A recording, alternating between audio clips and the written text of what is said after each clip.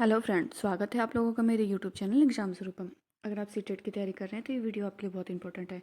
जैसा कि आप लोग देख सकते हैं स्क्रीन पे, आपको 6 फरवरी का जो ऑनलाइन एग्ज़ाम हुआ था 2023 का, यानी 6 फरवरी को जो ऑनलाइन एग्ज़ाम हुआ था आपका, उसका आपका सॉल्व पेपर दिया गया है।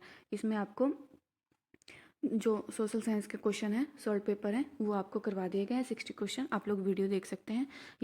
ये आज आपका चाइल्ड डेवलपमेंट पेडोलॉजी से क्वेश्चन आपको करवाए जाएंगे, यानी 30 क्वेश्चन जो हैं आपके वो कंप्लीट करवाए जाएंगे। तो देखिए सीडीपी में आपका कैसे क्वेश्चन पूछा जाता है, ठीक है, सीटेट में सीडीपी में कैसा क्वेश्चन पूछा जाता है। तो चलिए वीडियो स्टार्ट करते हैं। वीडियो स्टार्ट करने से पहले अगर आपने मेरे चैनल को सब्सक्राइब नहीं किया तो आप मेरे चैनल को सब्सक्राइब कर लें, ताकि आगे भी आपको ऐसी वीडियो देखने को मिले। तो चलिए पहला क्वेश्चन देखते हैं। पहला क्वेश्चन आपका पूछा गया है सीडीपी में, एक बच्चे की वृद्धि और विकास निम्नलिखित में से कौन से कारकों द्वारा प्रभावित होती है। तो अब आपको बताना है कि वृद्धि और विकास, जो बच्चे की वृद्धि और विकास होता है वो किस कारकों के द्वारा प्रभावित होता है। तो पहला है आपका परिवरिश की शैलिया पे, या अनुवांशिक ढांचा संरचना पर, या विद्यालय अनुभव, या व्यक्तिगत रुचि। तो इसमें से आपको ऑप्शन सेलेक्ट करना है कि कौन सा ऑप्शन होगा। तो ए ऑप्शन है आपका दूसरा और तीसरा, बी ऑप्शन है आपका पहला और दूसरा, सी ऑप्शन है आपका पहला तीसरा और चौथा, और डी ऑप्शन है आपका पहला दूसरा तीसरा और चौथा। तो इसका राइट आंसर क्या हो जाएगा। तो राइट आंसर आपका हो जाएगा इसमें डी, ऑप्शन नंबर डी। यानी ये जो चारों है, परिवरिश की शैलियाँ, अनुवांशिक ढांचा, विद्यालय अनुभव, व्यक्तिगत रुचि, ये सारे क्या होते हैं, वृद्धि और बच्चे की वृद्धि और विकास के लिए जरूरी होते हैं। कैसे होते हैं देखिए, व्याख्या देख लीजिए। वृद्धि और विकास अनुवांशिकता, अनुवांशिक संगठन और पर्यावरणीय कारकों सभी अन्योश्रितों के बीच एक जटिल संतुलन द्वारा विनियमित होते हैं, ठीक है। अनुवांशिकता वृद्धि और विकास की सीमा को निर्धारित करती है, जो संभव है, लेकिन पर्यावरण उस स्थिति को निर्धारित करता है जिससे क्षमता हासिल की जाती है। अतः बच्चे की वृद्धि और विकास निम्न कारकों द्वारा प्रभावित होता है। पहला है परवरिश की शैली, दूसरा अनुवांशिक ढांचा, तीसरा है विद्यालय अनुभव, और चौथा है आपका व्यक्तिगत रुचि द्वारा, ठीक है। नेक्स्ट क्वेश्चन है आपका, नेक्स्ट क्वेश्चन है आपका क्वेश्चन नंबर सेकंड। देखिए क्या है, बच्चों में विकासात्मक परिवर्तन कैसे होता है। अब ये आपको बताना है कि बच्चों में विकासात्मक परिवर्तन कैसे होता है। तो देखिए पहला ऑप्शन है आपका सभी संस्कृतियों में सार्वभौमिक समान गति से होते हैं। बी ऑप्शन है आपका एक आयामी और रेखिक रेखिक होते हैं। सी ऑप्शन है आपका वंशानुगत और पर्यावरणीय कारकों के बीच एक जटिल अंतक्रिया होती है। डी ऑप्शन है आपका अपरिवर्तनीय और पैर की उंगलियों से सिरे तक आगे बढ़ते हैं। तो इसका राइट आंसर क्या हो जाएगा। तो इसका राइट आंसर आपका हो जाएगा ऑप्शन नंबर सी, ठीक है। ऑप्शन नंबर सी आपका राइट आंसर होगा। कैसे, वंशानुगत और पर्यावरणीय कारकों के बीच एक जटिल अंतःक्रिया होती है, ठीक है। अब देखिए इसकी व्याख्या देख लेते हैं। व्याख्या क्या कह रहा है। तो देखिए व्याख्या है कि मानव विकास आनुवंशिकता और वातावरण दोनों से प्रभावित होती है, क्योंकि वे तत्व हैं जो किसी व्यक्ति की वृद्धि और विकास को निर्धारित करने में महत्वपूर्ण भूमिका निभाते हैं। विकासात्मक परिवर्तन आनुवंशिक और पर्यावरणीय परिस्थितियों के अद्वितीय संयोजन का परिणाम है, क्योंकि बच्चों का विकास आनुवंशिकता और पर्यावरण के बीच अंतःक्रिया का परिणाम होता है। बच्चों में विकासात्मक परिवर्तन वंशानुगत और पर्यावरणीय कारकों के द्वारा संभव होता है, ठीक है। ये आपका यहाँ पे सेकंड क्वेश्चन कंप्लीट हो गया। अब थर्ड क्वेश्चन देखिए। थर्ड क्वेश्चन आपका पूछा है, अभिकथन दिया है और तर्क दिया है। तो इसमें आपको बताना है, अभिकथन देखिए क्या है, सभी संस्कृतियों में बच्चे एक ही उम्र में एक ही तरीके से विकास के चरणों से गुजरते हैं। तर्क दिया है, बचपन सार्वभौमिक और एक आयामी होता है। तो इसका आपको राइट आंसर चूज करना है कि राइट आंसर क्या होगा इसका। देखिए ऑप्शन नंबर ए दिया है आपका, ए और आर दोनों सही है, और ए की आर सही व्याख्या करता है। बी ऑप्शन है आपका, ए और आर दोनों सही है, लेकिन आर ए की आर सही व्याख्या नहीं करता है। सी ऑप्शन है आपका, ए सही है लेकिन आर गलत है। डी ऑप्शन है आपका, ए और आर दोनों गलत है। तो राइट आंसर क्या होगा इसका।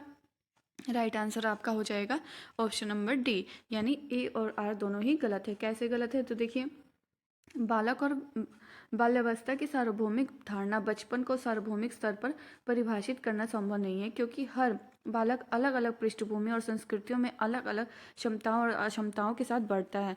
अभिकथन ए, सभी संस्कृतियों में बच्चे एक ही उम्र में एक ही तरीके से विकास के चरणों में से गुजरते हैं, ये कथन गलत है, क्योंकि बच्चे भिन्न तरीकों से अलग अलग उम्र में विकास के चरणों से गुजरते हैं। तर्क आर बचपन यानी सार्वभौमिक और एक आयामी नहीं बल्कि बहुआयामी होता है, अतः इस संदर्भ में ए और आर दोनों कथन गलत हैं, ठीक है। अब देखिए नेक्स्ट क्वेश्चन है आपका, जो फोर्थ क्वेश्चन है वो क्या है, इसमें भी अभिकथन और तर्क दिया है। तो अभिकथन देखिए क्या है, समाजीकरण स्कूल में ही होता है जब बच्चे स्कूल जाना शुरू करते हैं। तो ठीक है, जो अभिकथन दिया है वो क्या है, समाजीकरण स्कूल में ही शुरू होता है जब बच्चे स्कूल जाना शुरू करते हैं। तो और देखिए तर्क क्या दिया है आपको, तर्क दिया है, तर्क दिया है, स्कूल द्वितीयक समाजीकरण की एकमात्र संस्था होती है। ठीक है, स्कूल जो है द्वितीयक समाजीकरण की एकमात्र संस्था होती है। तो आप इसमें आपको राइट आंसर चूज करना है कि राइट आंसर कौन सा होगा। तो ए ऑप्शन है आपका, ए और आर दोनों सही है और ए की आर सही व्याख्या करता है। बी ऑप्शन है आपका, ए और आर दोनों सही है लेकिन आर आर ए की आर सही व्याख्या नहीं करता है। सी ऑप्शन है आपका, ए सही है केवल लेकिन आर गलत है। डी ऑप्शन है आपका, ए और आर दोनों गलत है। तो इसका भी आपका राइट आंसर क्या होगा, राइट आंसर आपका हो जाएगा डी, ऑप्शन नंबर डी, यानी ए और आर दोनों गलत है। कैसे गलत है, तो देखिए समाजीकरण समाज में विशेष भूमिका निभाने वाले व्यक्तियों के अपेक्षित व्यवहार, मूल्यों, मापदंडों और सामाजिक कौशलों को सिखाने की चल रही प्रक्रिया को संदर्भित करता है। ठीक है, समाजीकरण के प्रमुख एजेंटों में परिवार और स्कूल शामिल होता है, लेकिन मीडिया, सहकर्मी समूह और अन्य प्रमुख सामाजिक संस्थान जैसे धर्म और कानूनी व्यवस्था भी शामिल है। अतः इस संदर्भ में समाजीकरण स्कूल में ही नहीं वरन परिवार, मीडिया व आसपास वातावरण से भी प्राप्त होता है। और द्वितीयक प्राथमिक समाजीकरण में सिर्फ स्कूल ही नहीं बल्कि पड़ोस, मीडिया, सहकर्मी समूह, समाज के कानून आदि हैं। ठीक है, इस प्रकार ए और आर दोनों गलत हैं। ठीक है, इसकी सही व्याख्या क्या है, ए और आर दोनों गलत है। ठीक है, अब देखिए पांचवा क्वेश्चन है आपका, जो फिफ्थ क्वेश्चन है आपका क्या पूछ रहा है, तो देखिए सीमा अपनी मम्मी की आज्ञा के बिना रसोई से मिठाई खाने से डरती है। उसे लगता है कि मम्मी को पता लगने पर उसे सजा मिलेगी।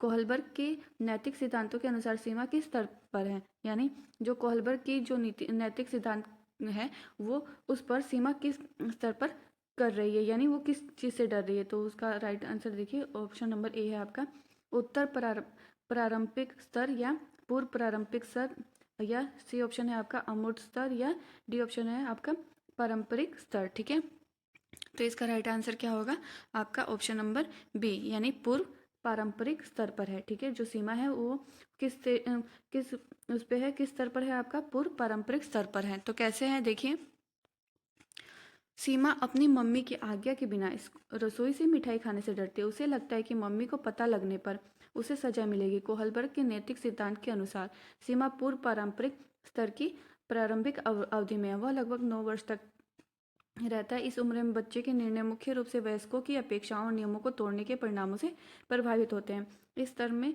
2 चरण होते हैं, पहला है आपका आज्ञाकारिता और दंड और दूसरा है व्यक्तिवाद और विनियम। ठीक है, जो व्यक्तिवाद है, 6 क्वेश्चन है आपका, देखिए जो छठा क्वेश्चन है आपका वो है आपका, जीन पियाजे के अनुसार संज्ञानात्मक विकास किस प्रक्रिया द्वारा सुगम होता है। जो संज्ञानात्मक विकास है वो किस प्रक्रिया द्वारा सुगम होता है जीन पियाजे के अनुसार आपको बताना है। तो ऑप्शन नंबर ए है आपका अनुकूलन, ऑप्शन नंबर बी है आपका पुनर्बलन, ऑप्शन नंबर सी है आपका पूर्वाभ्यास, या ऑप्शन नंबर डी है कलन विधि। तो इसका राइट आंसर क्या होगा, राइट आंसर आपका होगा अनुकूलन। ठीक है, राइट आंसर आपका होगा ए। ठीक है, अनुकूलन। देखिए इसकी व्याख्या देख लीजिए, व्याख्या कह रहा है कि पियाजे के अनुसार बच्चे में उनके वातावरण के साथ समायोजन की प्रकृति सहज होती है। बच्चे की इस प्राकृतिक को अनुकूलन कहा जाता है। पियाजे के अनुसार बालक अपने प्रारंभिक जीवन से ही अनुकूलन करने लगता है। जब कोई बच्चा माहौल में किसी उद्दीपक परिस्थितियों के सामने होता है तो उस समय उसकी विभिन्न मानसिक क्रियाएं अलग अलग कार्य ना करके एक साथ संगठित होकर कार्य करती है और ज्ञान अर्जित करती है। यह क्रिया हमेशा मानसिक स्तर पर चलती रहती है। वातावरण के साथ मनुष्य की जो संबंध होता है उस संबंध को संगठन आंतरिक रूप से प्रभावित करता है, जबकि अनुकूलन बाहरी रूप से। यह कह सकते हैं कि इस प्रकार जीन पियाजे के अनुसार संज्ञात्मक विकास अनुकूलन प्रक्रिया द्वारा ही सुगम होता है। ठीक है, नेक्स्ट क्वेश्चन है आपका 7। नेक्स्ट क्वेश्चन है आपका 7। तो देखिए जीन पियाजे द्वारा प्रस्तावित विशेषताओं के साथ 7 चरणों की सही सुमेलित जोड़ी बनानी है। ठीक है, अब आपको इसमें जोड़ी बनानी है कि कौन सा सही मिलान है। तो देखिए पहला है आपका संवेदी चालक अवस्था। संवेदी चालक अवस्था का क्या होगा, फिर उसके बाद पूर्व सक्रियात्मक अवस्था, फिर मूर्त सक्रियात्मक अवस्था, फिर देखिए उसके बाद देखिए यहाँ पे आपका आंसर दिया है जो देखिए संवेदी पेशी गमक अवस्था, यानी जन्म से 2 वर्ष तक का क्या होता है आपका इंद्रिय शिक्षक होता है। ठीक है, इंद्रिय शिक्षक होता है। उसके बाद आपका क्या होता है, देखिए दूसरा है आपका पूर्व, जो है पूर्व पूर्व सक्रियात्मक अवस्था यानी 2 वर्ष से 7 वर्ष की आयु तक का क्रिया होता है। भाषा विकास होता है, अपरिवर्तनीय होता है, अहम केंद्रवाद होता है और जीववाद होता है। ठीक है। और तीसरा है आपका मूर्त सक्रियात्मक अवस्था 7 वर्ष से 11 वर्ष तक होती है, जो कि तर्क की शुरुआत होता है, प्रतिवर्ती होती है, वर्गीकरण होता है और संरक्षण होता है। ठीक है। और फोर्थ है आपका अनौपचारिक सक्रियात्मक अवस्था, जो कि 11 वर्ष से किशोर अवस्था तक होती है। इसमें क्या होता है, परिकल्पित निगमात्मक तर्क से सक्षम होते हैं, चिंतन होता है, अपसारी अभिसारी चिंतन होता है और सृजनात्मक चिंतन होता है। ठीक है। चलिए नेक्स्ट क्वेश्चन देखिए। नेक्स्ट क्वेश्चन है आपका, नेक्स्ट क्वेश्चन देखिए यहाँ पे। नेक्स्ट क्वेश्चन है आपका आठवां क्वेश्चन क्या पूछ रहा है, तो लेव वाई गोत्सी के अनुसार बच्चों को सीखने में सक्षम बनाने के लिए इनमें से कौन से कारकों की महत्वपूर्ण भूमिका होती है। तो ए ऑप्शन है आपका संवाद, बी ऑप्शन है आपका व्याख्यान, सी ऑप्शन है आपका सजा, डी ऑप्शन है आपका पुरस्कार। ठीक है। तो इसका राइट आंसर क्या होगा, तो देखिए राइट आंसर आपका हो जाएगा लेव वाइगोत्से के अनुसार बच्चों को सीखने में सक्षम बनाने के लिए संवाद की महत्वपूर्ण भूमिका होती है। वाइगोत्से ने भाषा को अधिगम और विकास की एक महत्वपूर्ण मध्यस्थ के रूप में माना है। भाषा का उपयोग शिक्षार्थी द्वारा विचारों को व्यवस्थित करने, सीखने के साथ साथ संवाद करने तथा अनुभवों को साझा करने के लिए किया जाता है। संवाद छोटे बच्चों द्वारा उत्पादित भाषण को संदर्भित करता है, जो या तो स्वयं या दूसरों को संबोधित किया गया प्रतीत होता है, जिसकी कभी कभी आसानी से एक श्रोता द्वारा कल्पना नहीं की जा सकती है। ठीक है। उसके बाद है आपका नाइन्थ क्वेश्चन क्या है, तो देखिए निम्न में से किस मनोवैज्ञानिक ने प्रतिपादित किया कि अंतःक्रिया की बच्चे के भाषिक विकास में बहुत महत्वपूर्ण भूमिका होती है। ए है आपका जीन पियाजे, बी है आपका लेव वाइगोत्स्की, सी है आपका बी एफ स्किनर, डी है आपका नोम चोम्स्की। ठीक है। तो इसका राइट आंसर क्या होगा, राइट आंसर आपका हो जाएगा राइट आंसर हो जाएगा आपका option number B, Lev Vygotsky है। ठीक है। ऑप्शन नंबर है आपका बी। ठीक है। लेव वाइगोत्स्की। कैसे, लेव वाइगोत्स्की ने प्रतिपादित किया कि अंतःक्रिया की बच्चे के भाषिक विकास में बहुत महत्वपूर्ण भूमिका है। वाइगोत्स्की ने भाषा को अधिगम और विकास के बीच एक महत्वपूर्ण मध्यस्थ के रूप में माना है। वाइगोत्स्की मानते हैं कि ज्ञानात्मक विकास संस्कृतियों से भिन्न होता है। इस प्रकार अधिगम सामाजिक परिवेश में अंतःक्रिया करने के साथ साथ अपने मन में विचारों का पुनर्निर्माण करना, उन्हें दूसरों के साथ साझा करना होता। भाषा का उपयोग शिक्षार्थी द्वारा विचारों का व्यवस्थित करने, सीखने के साथ साथ संवाद करने और अनुभवों को साझा करने के लिए किया जाता है। वाइगोत्स्की के अनुसार बच्चे वयस्कों और साथियों के साथ अंतःक्रिया में सीखते हैं, और लेव वाइगोत्स्की के अनुसार भाषा संज्ञात्मक विकास में महत्वपूर्ण भूमिका निभाती है। ठीक है। 10 है आपका, यानी 10वां क्वेश्चन है आपका। देखिए तार्किक गणितीय बुद्धि की क्षमताओं में क्या शामिल है। ठीक है। यानी तार्किक जो गणितीय बुद्धि होती है उसकी क्षमताओं में क्या क्या शामिल है, तो ए ऑप्शन है आपका छवियों में हेरफेर, ग्राफिक कौशल और स्थानिक तर्क, कुछ भी जिसमें 2 से अधिक आयाम शामिल होंगे। बी ऑप्शन है आपका लय, ताल, स्वर, माधुर्य के प्रति संवेदनशीलता। सी ऑप्शन है आपका विशिष्ट पिचों, स्वरों और लय के बीच अंतर करना, जिसे पहचानने में अन्य लोग चूक जाते हैं। डी ऑप्शन है आपका, डी ऑप्शन देखिए, डी ऑप्शन है आपका पूर्व ज्ञान के आधार पर वर्गीकरण करना, पैटर्न पहचानना या विचारों के बीच संबंध बनाना। तो राइट आंसर आपका क्या हो जाएगा, राइट आंसर आपका डी है, ऑप्शन नंबर डी, यानी पूर्व ज्ञान के आधार पर वर्गीकरण करना, पैटर्न पहचानना या विचारों के संबंध बनाना। डी ऑप्शन है आपका तार्किक गणितीय बुद्धि की क्षमताओं में पूर्व ज्ञान के आधार पर वर्गीकरण करना, पैटर्न पहचानना या विचारों के बीच संबंध बनाना शामिल है। हावर्ड गार्डन के बहुप्रतिभा सिद्धांत के अनुसार प्रतिरूप को खोजने का एक तर्क की लंबी श्रृंखलाओं को हल करने की क्षमता और संवेदनशीलता तार्किक गणितीय बुद्धि वाले एक व्यक्ति की विशेषता है। उन्होंने तार्किक रूप से समस्याओं का विश्लेषण करने, गणितीय संचालन और वैज्ञानिक जांच करना, स्वरूपों को पता लगाने की क्षमता, तर्क की लंबी श्रृंखला को संभालने की क्षमता को बताया है। ठीक है। उसके बाद है 11वां क्वेश्चन आपका। 11वां क्वेश्चन देखिए, अभिकथन और तर्क दिया गया है आपको। तो अभिकथन क्या है, किशोरों की जेंडर भूमिकाओं और रूढ़िवादियों के प्रति दृष्टिकोण और मूल्यों को निर्धारित करने में विज्ञापन और फिल्में एक बड़ा प्रभाव डालती हैं। ठीक है। तर्क है इसका मीडिया समाजीकरण की एक शक्तिशाली प्राथमिक संस्था है। ठीक है। अब इसमें आपको ऑप्शन चूज करना है, तो ऑप्शन नंबर ए है आपका, ए और आर दोनों सही है और ए की सही आर सही व्याख्या करता है। बी ऑप्शन है आपका ए और आर दोनों सही है, लेकिन ए की आर सही व्याख्या नहीं करता। सी ऑप्शन है आपका ए सही है, केवल आर गलत है। डी ऑप्शन है आपका ए और आर दोनों गलत है। तो ऑप्शन नंबर ए आपका करेक्ट हो जाएगा, जिसमें था कि ए और आर दोनों सही है और ए की आर सही व्याख्या करता है। तो देखिए कैसे। किशोरों के लिए मीडिया समाजीकरण की एक शक्तिशाली प्राथमिक संस्था है जो उन्हें दुनिया और उसके भीतर अपनी जगह के बारे में सिखाते हैं। स्कूल साथियों और मीडिया द्वारा बारीकी से पालन किए जाने वाले परिवारों को बच्चे के जीवन में समाजीकरण का प्राथमिक एजेंडा मानते हैं। इसी संदर्भ में किशोरों की जेंडर भूमिकाओं और रूढ़िवादियों के प्रति दृष्टिकोण और मूल्यों को निर्धारित करने में विज्ञापन और फिल्में एक बड़ा प्रभाव डालती हैं। अतः ए और आर दोनों सही हैं और ए की आर सही व्याख्या करता है। ठीक है। उसके बाद है आपका 12 क्वेश्चन यानी 12वां क्वेश्चन। 12वां क्वेश्चन क्या है। विभिन्न पृष्ठभूमियों के बच्चों को सीखने की सुविधा के लिए शिक्षकों को चाहिए कि वे गैर प्रासंगिक पाठ्यक्रम का पालन करें। बी ऑप्शन है आपका विभेदित निर्देशन लागू करें। सी ऑप्शन है आपका मानकीकृत मूल्यांकन का पालन करें। डी ऑप्शन है आपका बहिष्करण प्रथाओं का अभ्यास करें। तो ऑप्शन नंबर राइट आंसर आपका क्या हो जाए, ऑप्शन नंबर बी यानी विभेदित निर्देशन लागू करें। कैसे, तो देखिए इसका व्याख्या देख लीजिए। एक समावेशी कक्षा में विभिन्न योग्यताओं, संस्कृतियों, शारीरिक और मानसिक स्वास्थ्य और क्षमताओं वाले कई शिक्षार्थी होते हैं, तो इसका एक शिक्षक को पालन करना चाहिए, जो कि है चुनौतीपूर्ण, पिछले, दिव्यांग बच्चों सहित सभी के लिए समान शिक्षा देना। बी ऑप्शन है आपका विविध शैक्षणिक निर्देशात्मक रणनीतियों का उपयोग करना और व्यक्तिगत छात्रों को सीखने की गति का सामना करना। ठीक है। सी है आपका ऐसा वातावरण बनाना जिसमें बच्चा विविधता के साथ सीख सके, ना कि सीखने के लिए विशेष वातावरण तैयार कर सके। उसके बाद है आपका इस प्रकार हम विचार कर सकते हैं कि विभिन्न पृष्ठभूमियों के बच्चों को सीखने की सुविधा के लिए शिक्षकों को चाहिए कि वे विभेदित निर्देशन लागू करें। ठीक है।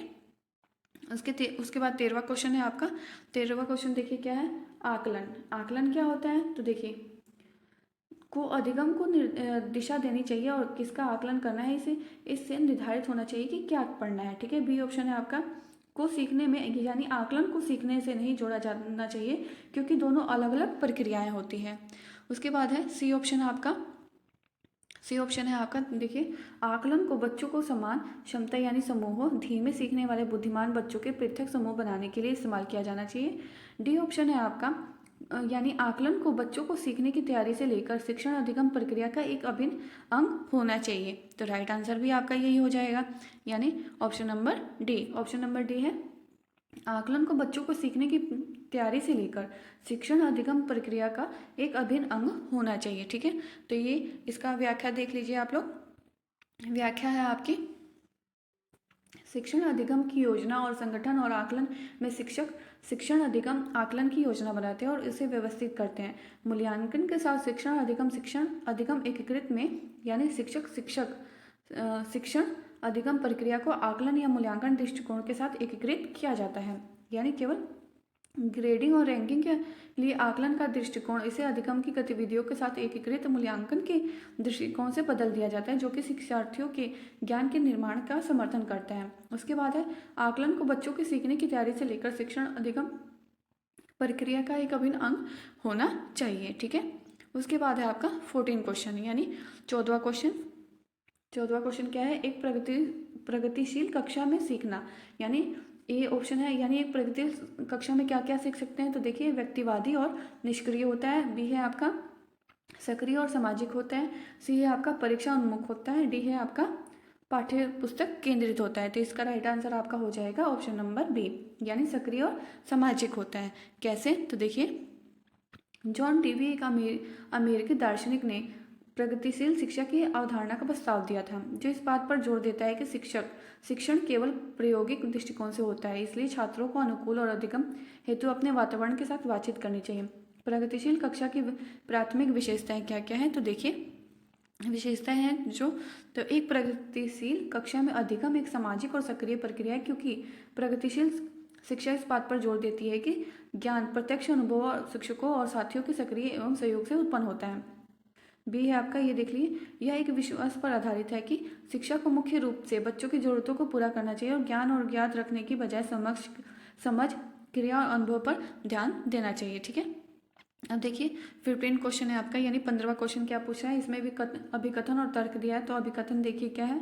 शिक्षकों को बच्चों के मूल्यांकन के लिए मानकीकृत पाठ्यक्रम और प्रक्रियाओं का पालन करना चाहिए। और तर्क दिया है आपका, जो तर्क है वो दिया है आपका, देखिए तर्क समावेशी शिक्षा का उद्देश्य मतभेदों को खारिज कर सभी को समान बनाने की दिशा में काम करता है। तो अब इसमें राइट आंसर आपको चूज करना है कि राइट आंसर क्या होगा। तो देखिए ऑप्शन नंबर ए है आपका, ए और आर दोनों सही है, ए की आर सही व्याख्या करता है। बी ऑप्शन है आपका, ए और आर दोनों सही, लेकिन ए की आर सही व्याख्या नहीं करता। सी है आपका, ए सही है केवल आर गलत है।